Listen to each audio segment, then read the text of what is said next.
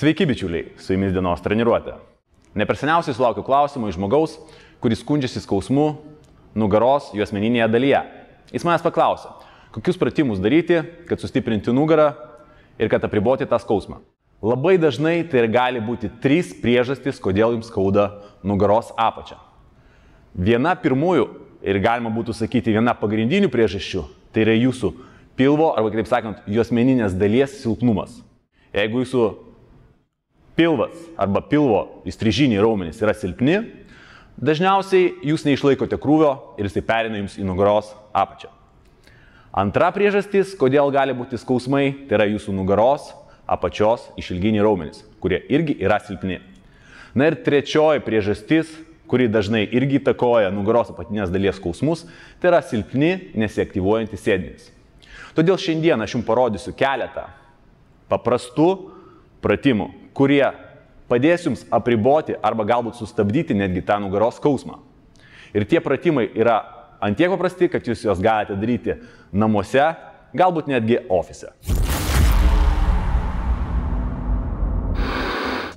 Jeigu jūs darote planką ir supermeną, jūs jau esate pusiaukelėje sustabdyti savo nugaros skausmą.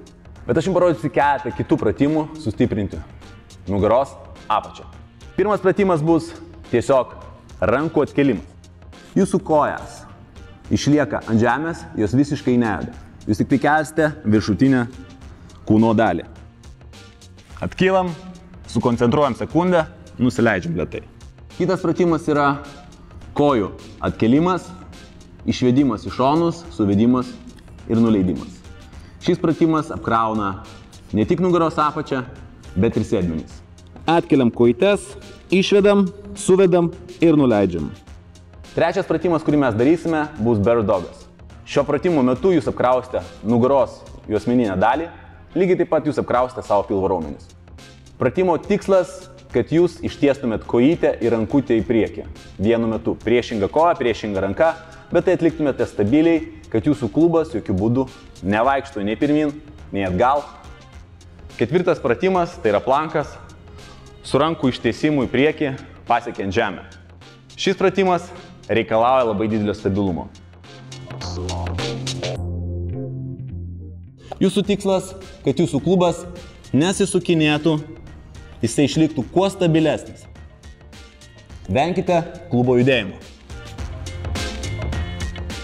Penktas pratimas yra miręs vabalas. Šio pratimo metu tiesime priešingą kojytę, priešingą ranką. Nuleidimo metu jūsų nugara, apatinė dalis turi išlikti prispausta. Neturi būti jokio tarpo, pro kurį galima būtų įkišti pirštus. Na ir šeštas paskutinis pratimas, skirtas jūsų sėdmenims, yra klubų atkėlimas nuo žemės. Susidam pėdas vieną šalia kitos. Jūsų tikslas visą laiką remtis į kulnus ir kelti klubą kuo aukščiau. Užlaikome sekundę ir grįžtame atgal.